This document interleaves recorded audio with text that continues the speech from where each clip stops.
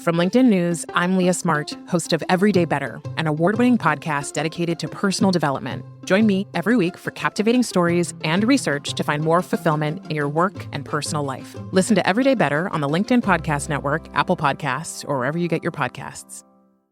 The HP AI PC breaks language barriers instantly by translating up to 44 languages in real time, powered by the Intel Core Ultra processor. With the right tools, work doesn't have to feel like work. Learn more at hp.com/AI-PC.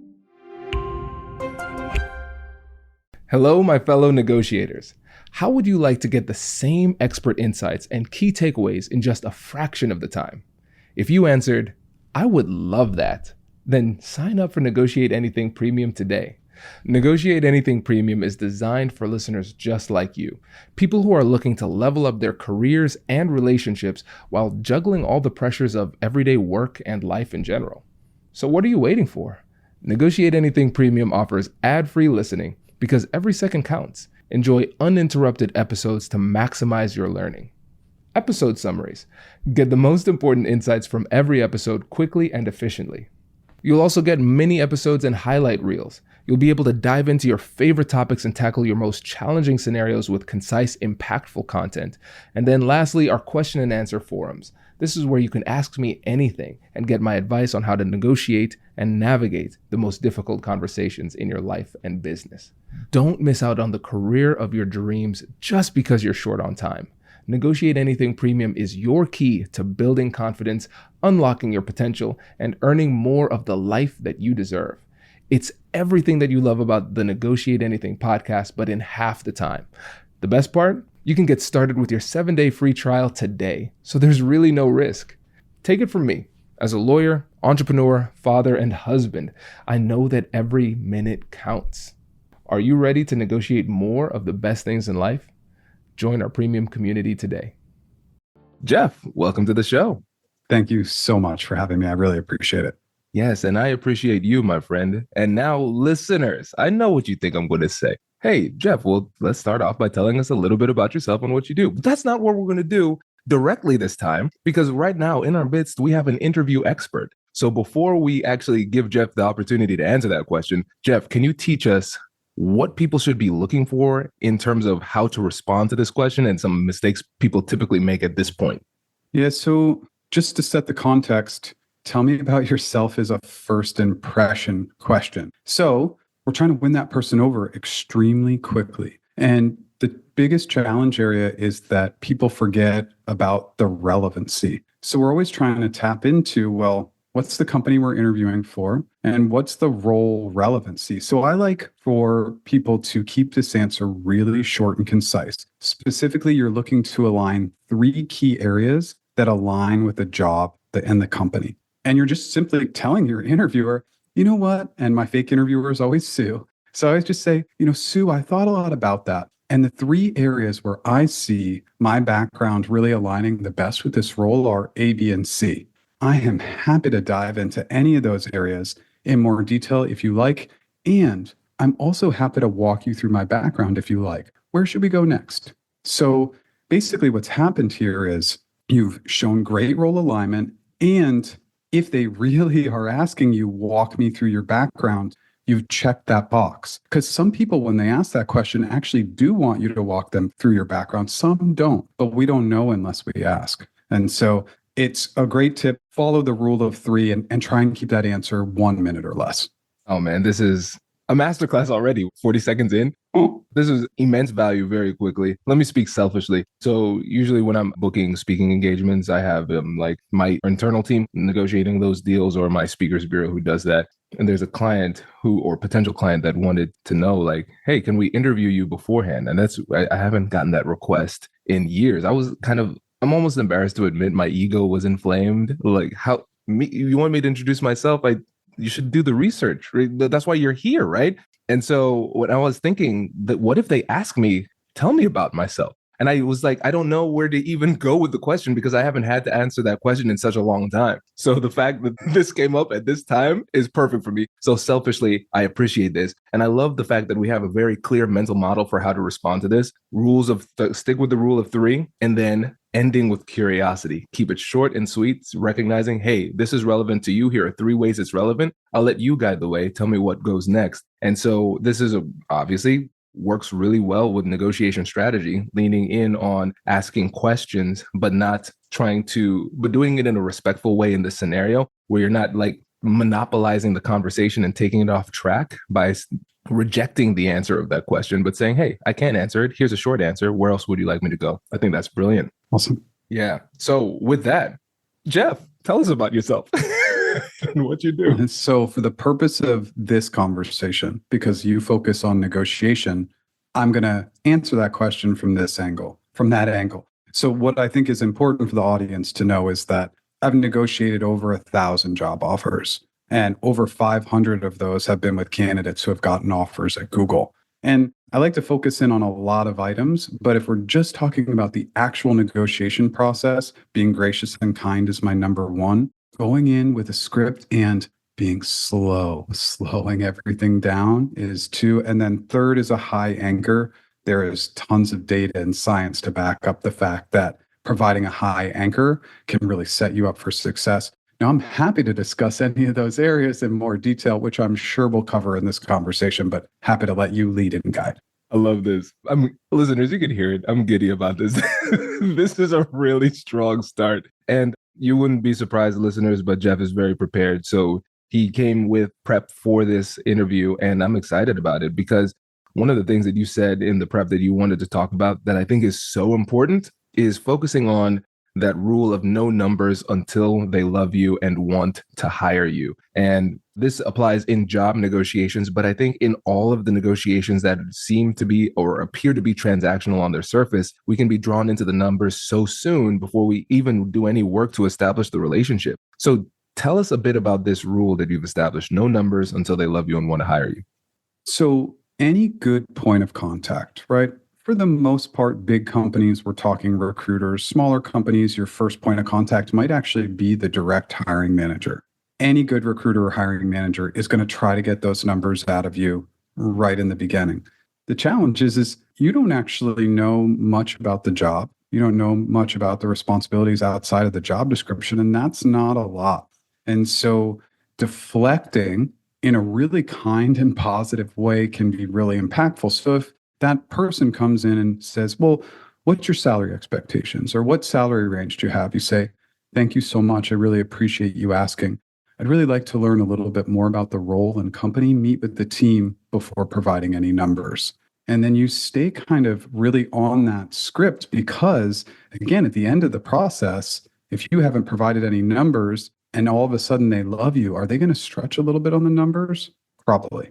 Now, maybe they're not stretching on salary band because they can't do that for internal equity reasons, but maybe they give you a bigger sign-on, maybe they give you more equity, maybe they're more flexible with your location or overall PTO or a bunch of different items. So the more you deflect, the more power it gives the candidate at the end of the process. This is so important for a number of different reasons. First of all, negotiation strategy. We recognize that this is sound, and we'll go deeper into why this is sound, but I just want to state that and move on to the other things too. One of the things that you said is that the number might change based on how much they like you. So this is not a situation where we have this objective reality of the numbers, like the numbers are what they are. So why don't we just get to it now? No, I recognize that the numbers are going to be more favorable to me if you see me more favorably. So let me work on investing in our relationship. And then we can talk about the numbers because the numbers are often not as concrete as they initially appear to be. And then lastly, we have to talk about pressure too, because let's say we understand why this is such a powerful tactic strategically. Okay, this is why we want to execute it. We recognize that we can get the power of positive biases moving in our favor by making sure that they know, like, and trust us. That helps us favorably. But managing the pressure that you feel in that moment is a completely different element that we often don't appreciate. So first, let's start off by addressing why this is a sound negotiation strategy, and then we'll move on to addressing the pressure management portion of it. So let's really paint this picture as to why this is such a powerful negotiation strategy. Yeah, it's because the other piece that you just tapped into that I wasn't really thinking about when I brought up these details is up-leveling. So for instance, and we can obviously go back and forth in a number of different areas, but let's say you're interviewing for a director level role, but you go in and you crush those interviews and they have the same opening at the director and VP level role. Well, they'd still be taking those salary considerations into mind, and that might skew them to just want to hire you at the director level role because your salary expectations are just that much lower. Something as simple as that. It's just to recognize that importance. And I don't want to forget this other critical piece. It's okay to bring awareness into that conversation. If they really push and say, I really need to have your numbers before moving forward, we bring in that awareness and empathy. We say, thank you so much. I appreciate that. I understand you're doing your job. It's your job to get these numbers, and I get it. It's also important for me to understand a little bit more about the role and the team before I provide those expectations. The thing that I love about this is that you used what I call, do you want to get more of your favorite expert insights in a fraction of the time? Join Negotiate Anything Premium today.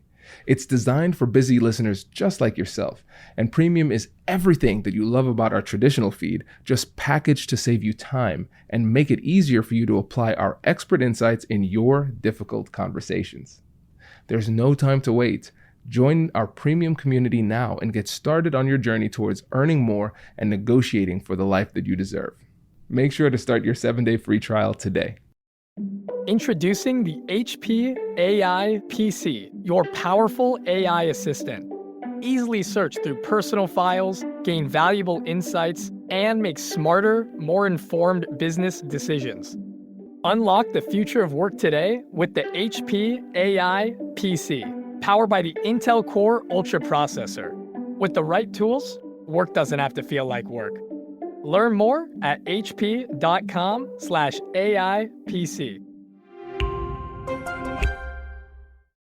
The thing that I love about this is that you used what I call the reasonable voice. You weren't defensive. Everything that you said was legitimate. And I think that the thing that's so important about that, even though it seems very simple, is the fact that our emotions will lead us astray when it comes to this analysis. Because in our mind, as we're feeling that pressure, we're saying, I don't want to set up this boundary. I don't want to hurt their feelings. I don't want them to think I'm difficult.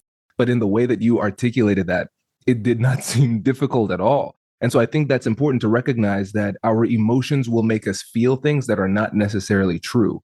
They're true in that it's an emotional experience that is real to us, but that doesn't necessarily mean that it should be what's guiding our negotiation strategy. 100%. Absolutely agree. Yeah. And you mind if I put you on the spot here with this? Because I think this might be a bit helpful with a role play too. So I could play the role of the hiring manager asking for those expectations, and you can show how you can give different levels of and layers of resistance in a reasonable type of way. Yeah, 100%. And listeners, just know, like this, it sounds like I'm making this up off the fly because I truly am.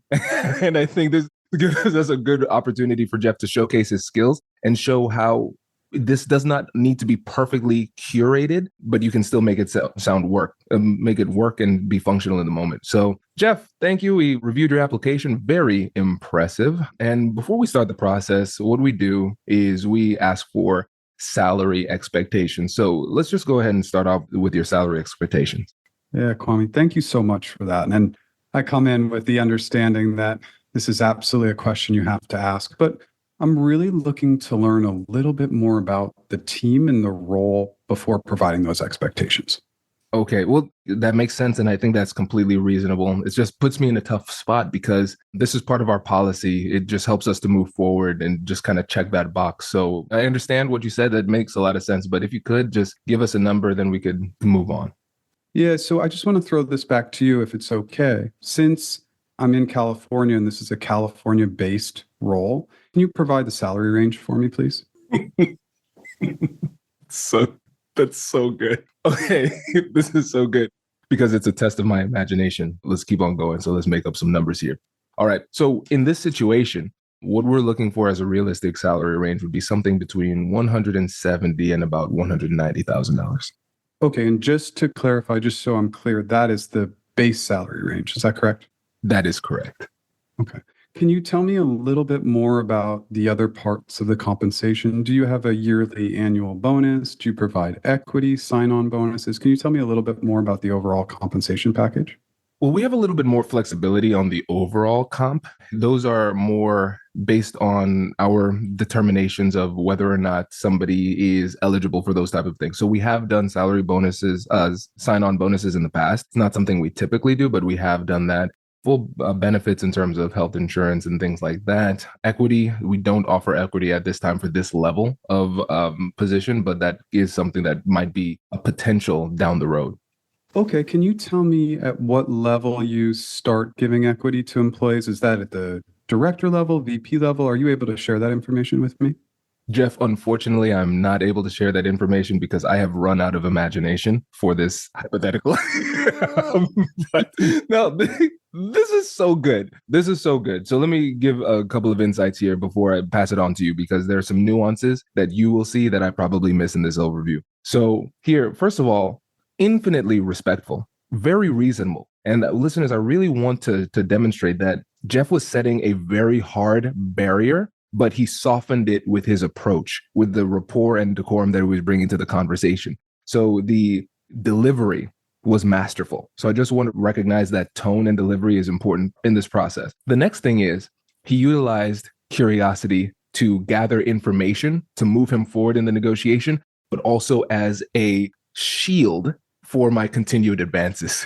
And so what you'll recognize is I was starting off asking the questions, and then in a very respectful and subtle way, he started interviewing me and started asking me for the information I was trying to get from him. So just like on the surface, this surface level analysis, there's so much that listeners can get from this, but I want to give it to you too, to add on to that too. Yeah, and notice that it was all around graciousness and kindness. And then I always go back to my Chris Voss, like late night DJ voice, right? And I have my mic set up to dark mode, so it will make me sound a little bit deeper anyway. But the reality is slow and gracious and kind, right? Just really thoughtful. And then it's almost the simplest statements are so impactful. Thank you. I appreciate that. I understand. Can you tell me a little more? And you can see my voice goes down. I get a little softer, a little slower, and just these little basic things. And I'm sure you talk endlessly with people about pitch and tone. Pitch and tone in negotiation is 3/4 of the battle, at least. Yes, yes, yes. Because again, we can get so caught up in the strategies and the tactics, what to say, but we don't often talk about how to say it. And less is more in negotiation, because when you're feeling that power, that pressure, you feel compelled to say more and more and more and more. But when you slow down, it takes pressure off of you because you're not trying to say more. You can say less with more impact and create a connection while gathering information and setting boundaries. And it's, again, the simplest thing, but often it's the simple things that we overlook in the moment. Absolutely. Yes. Now let's talk about the pressure. Now let's just acknowledge the fact that for many people, these are the most impactful, some of the most important, but also the most pressure-packed conversations that we can have. And so people are going to have to perform under pressure. And so what advice do you have for people when it comes to managing your emotions under pressure so you can actually perform when it matters most? Yeah, so here's the great news. It's only in maybe rare circumstances that initial conversations where comp would come up would be done via video. Almost always, it's still almost always primarily phone. So the way we reduce anxiety is a script.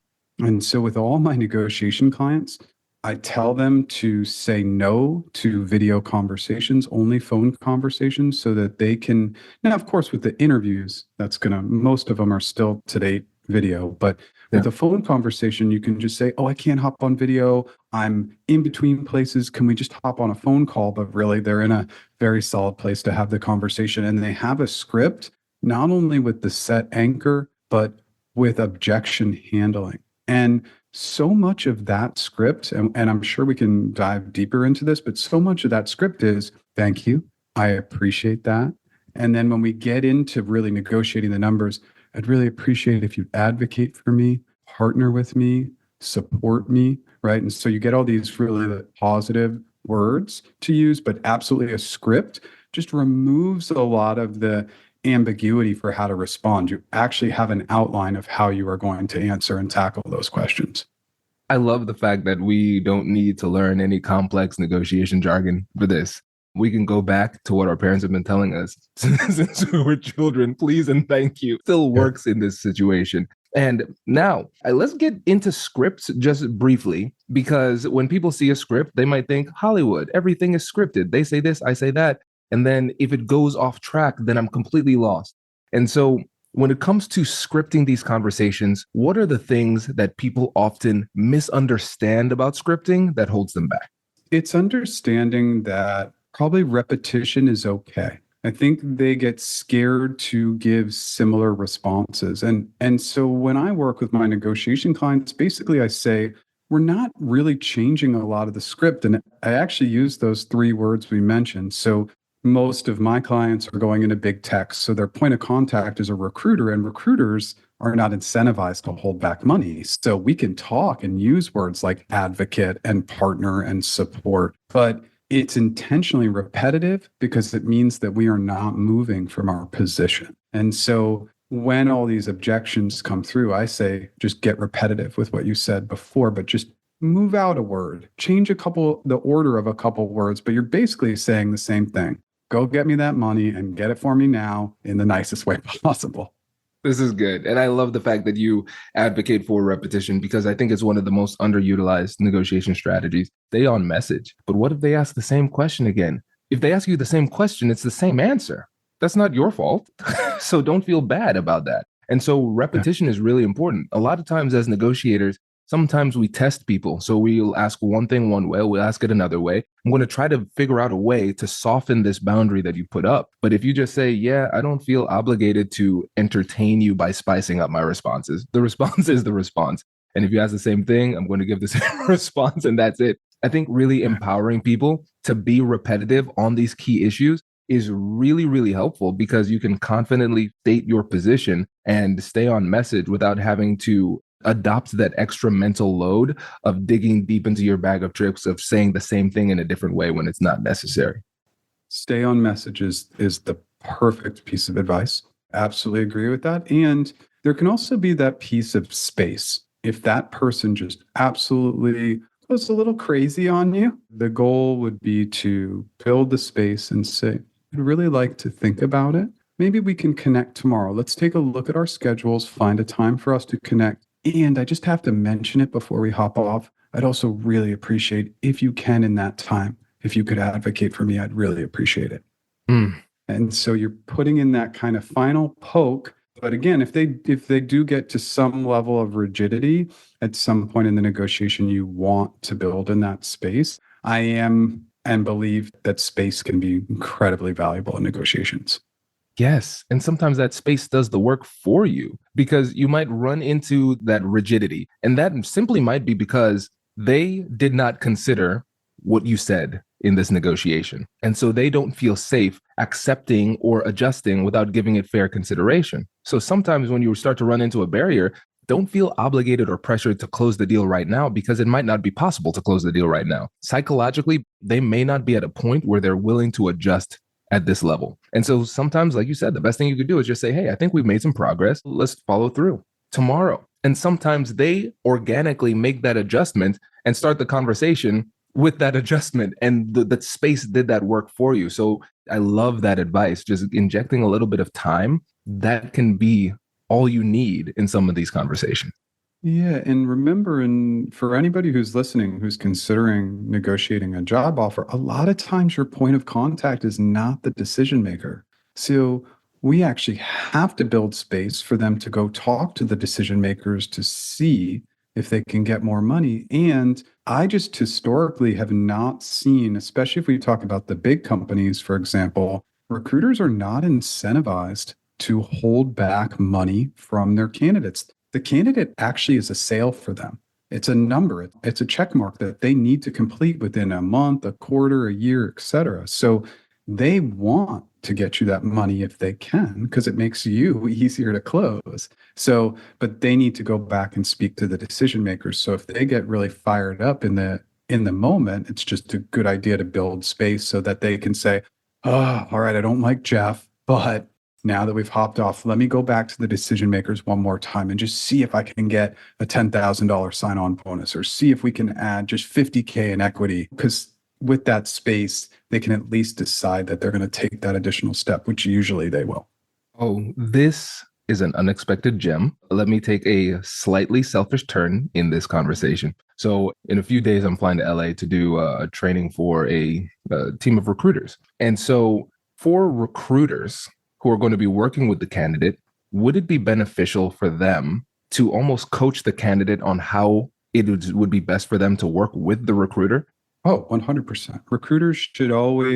Recruiters should take ownership. I mean, I think it's a little bit of a challenge in the industry for recruiters, but if recruiters set everything up on the front end for how things work, from the interview process to negotiation to the end pieces, they'd be creating a better candidate experience. And with a better candidate experience, the candidate is more likely to accept the job. So setting these things up front is really important. But at the same time, I encourage recruiters to aggressively go after salary expectations in the initial conversations, because that's going to be beneficial for them to return to later on. Now, my job is to root for the candidate, right? But if I was a recruiter, and when I recruited for about 15 years, I was so aggressive. And we brought in a Chris Voss trick, but I also use a Tony Robbins trick. When I ask about salary expectations and they say, I don't know. And I just say, well, if you did know, what would it be?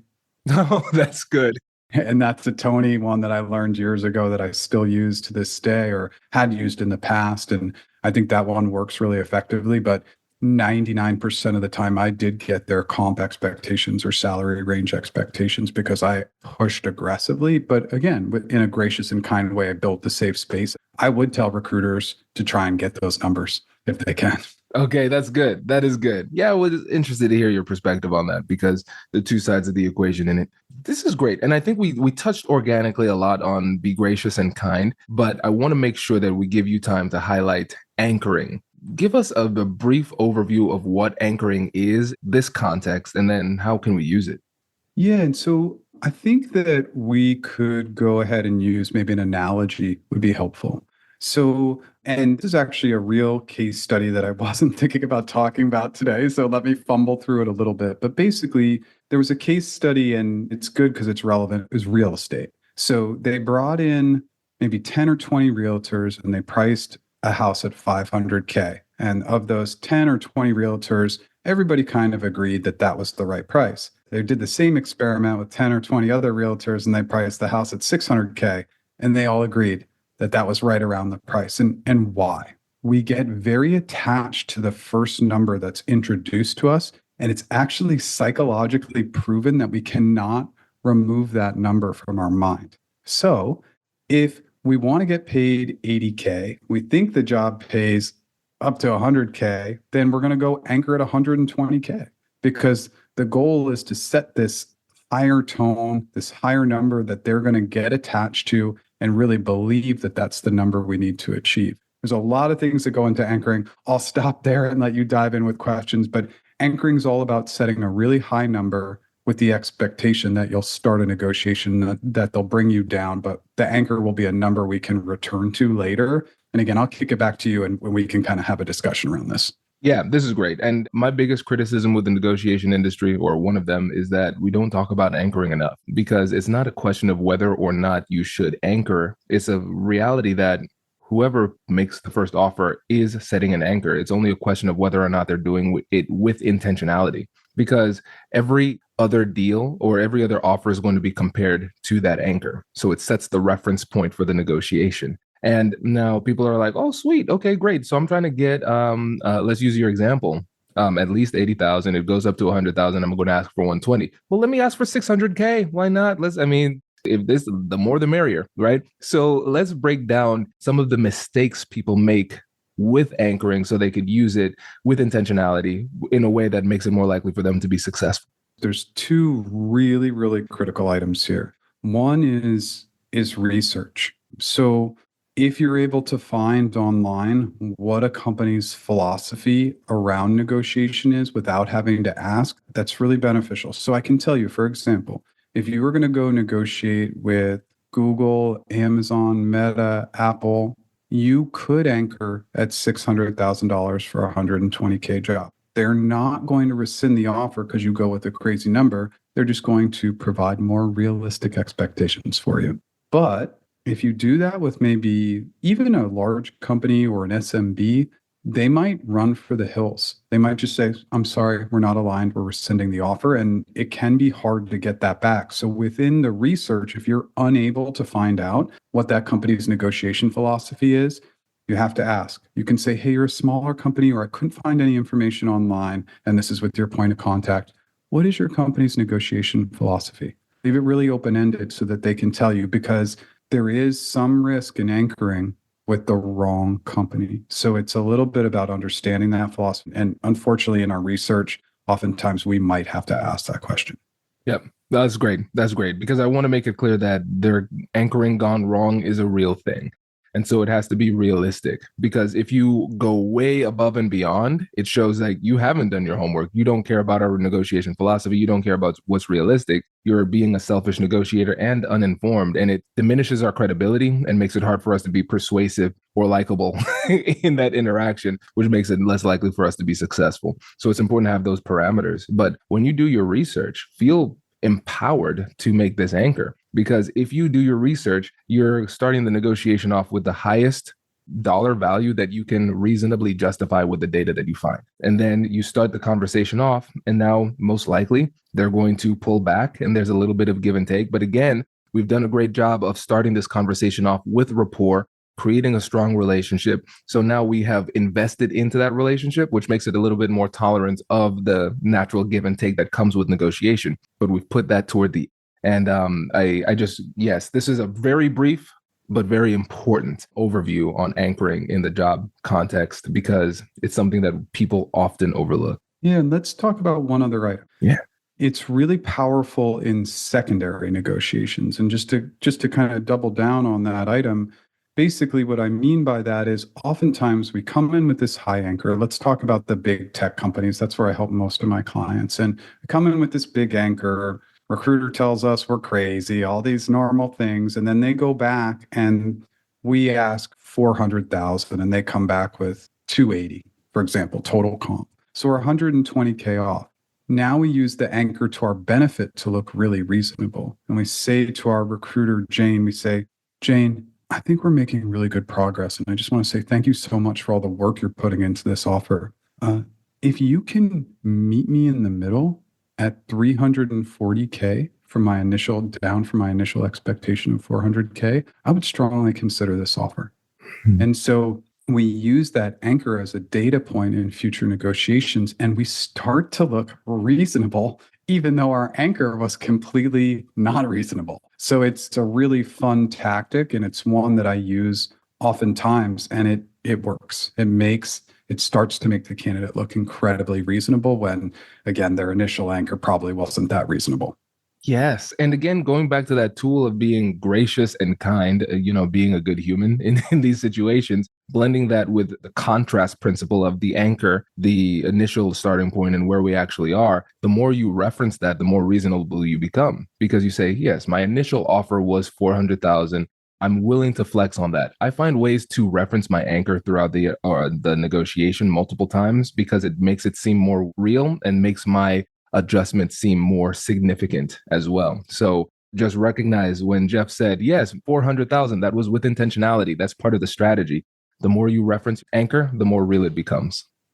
Absolutely. Yeah. Oh, this is good. Jeff, this is great. Listen, I think a lot of listeners are saying to themselves, okay, I think I need some Jeff in my life, and maybe I'm looking for a specific AI tool that might be coming out in 3 weeks. Do you have anything that you could give them that could help them with that? Thank you so much for that. Yeah. So basically, I've spent the last 6 months building a tool that, and I won't be the only one on the market. And basically, it's an AI tool that helps you improve your interview answers.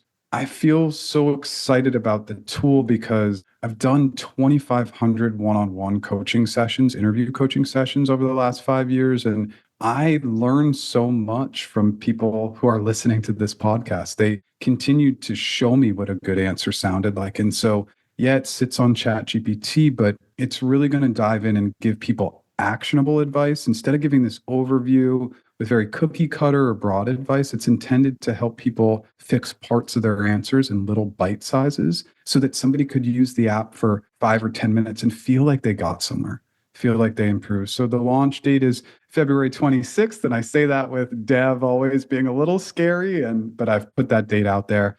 If it needs to get pushed, that's okay. Anybody who's curious about finding out more about it, it's just practiceinterviews.com. They can click on the AI button. We're allowing early adopters on there to test it for free.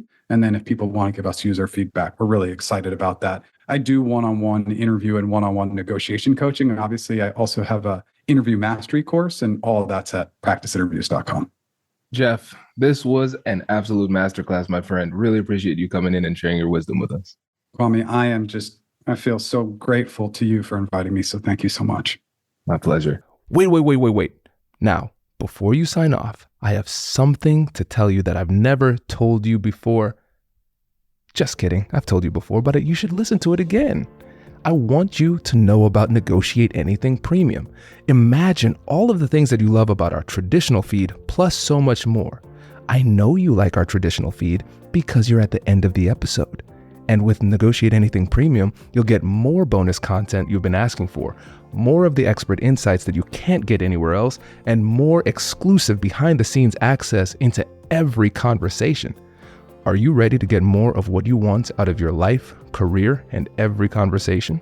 With Negotiate Anything Premium, you'll have access to more high-level, custom-designed content and insights, giving you the tools you need to negotiate higher salaries, better deals, and better relationships in your life and career. Once I had a listener share that Negotiate Anything helped her to negotiate a $53,000 raise. Could this be you? What would that mean for your life? I've seen firsthand the impact this model has had on my life and the lives of my corporate clients, and I am confident that it can do the same for you. Are you ready to negotiate more of the best things in life? Click the link in the show notes to learn more. I'll catch you later.